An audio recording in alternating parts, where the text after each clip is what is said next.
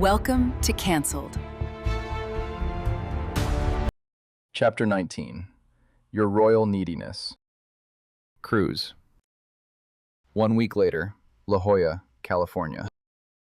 I can't stop thinking about the way she tastes. One lick. That's all I got, one slow stroke of my tongue before the universe decided to rip her away from me. Not nearly enough. Just a tease. A cruel preview of something I've been dying for since the moment I first laid eyes on her. Now it's all I can think about. The softness of her thighs trembling under my hands, the heat of her body arching toward me, the taste of her flooding my senses before it was gone. It wasn't enough to satisfy. It wasn't enough to ease the hunger. It was gasoline on a fire I've been trying to smother for weeks, and instead of burning out, it's consuming me whole. I need more. Need to bury myself between her legs until I know every gasp, every shiver, every way she falls apart in my hands. And until I do, I'm fucked. Because that single taste didn't quiet the craving, it rewired me. Now every thought, every empty second, she's there. In my head, on my tongue, everywhere. Not the party. Not the awkward exit when Sarah from accounting interrupted us. Just Evie.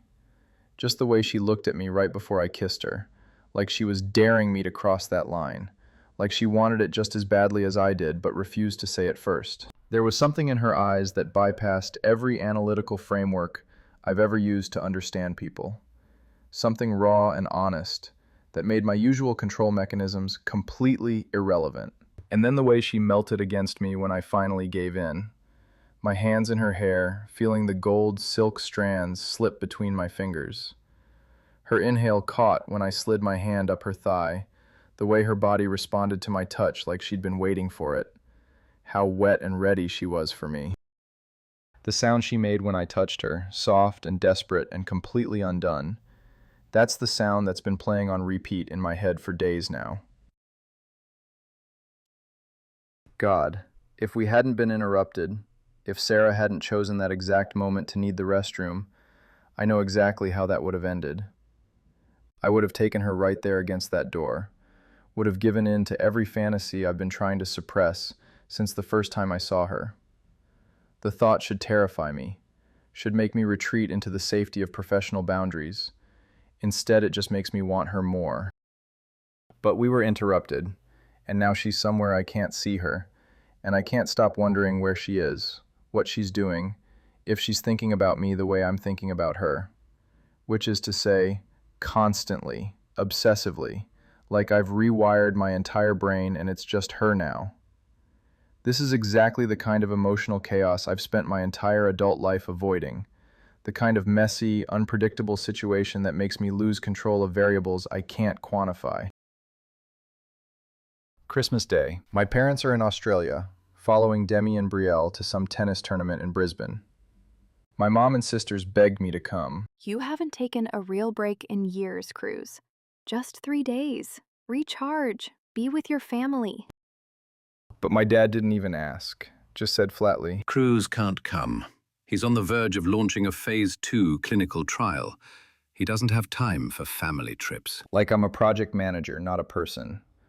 Like being needed justifies never showing up. And the worst part? He's not wrong. The trial's a big deal.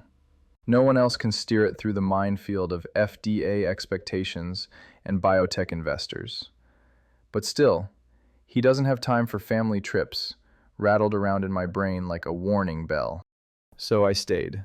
Figured I'd work from home, get a jump on protocol revisions, maybe stop thinking about Evie every 5 goddamn seconds. Maybe claw back some focus. But staying behind didn't exactly buy me peace. Brielle FaceTimed me last night from a kangaroo sanctuary, 3 martinis in, trying to convince me to invest in a marsupial rescue startup. She called it Hopportunity. I wish I were kidding. Honestly, I can't be in the same hemisphere as those two right now. I love them, their energy is nuclear, and I don't have the bandwidth. Still, after I hung up, I sat there staring at the dark screen of my phone, that question creeping back in, quieter this time. Am I going to wake up in 30 years successful, respected, rich, and completely alone. Is this really the trade I'm willing to make?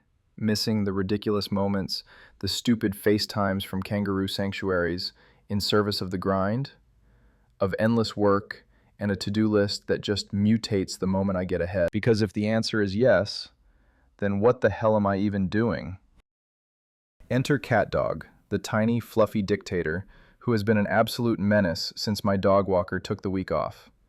Every time I so much as touch my laptop, he starts whining like I'm physically peeling joy from his soul. The second I click into a spreadsheet, he launches into this operatic performance of abandonment. This morning, he dragged his own leash into the kitchen and flopped onto his back like he was auditioning for a Pomeranian tragedy, tiny paws curled, eyes full of betrayal, complete with what I swear was fake crying. It's emotional manipulation at its finest.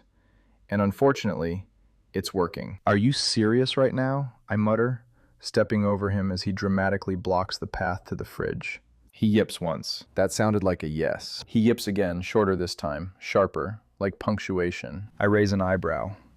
You're giving me attitude now? CatDog rolls onto his side, lets out a long, pained sigh, and then glares at me. Full eye contact. Like I'm the one being unreasonable. Oh, I'm sorry, your royal neediness. Did my desire to keep a biotech company afloat interrupt your nap schedule? He responds by kicking the leash toward me like a tiny, fluffy soccer player demanding a sub. I throw up my hands. Fine, one lap around the block. But if you try to crap on another Christmas lawn inflatable, I swear to God. He barks twice and trots to the door like we've just struck a binding contract. So yeah, I needed to get out of the house, out of my own head, away from the constant reminders that I'm spiraling over a woman who probably hasn't given me a second thought since the party. It's the day after Christmas. The office will be quiet. Everyone's off for the week.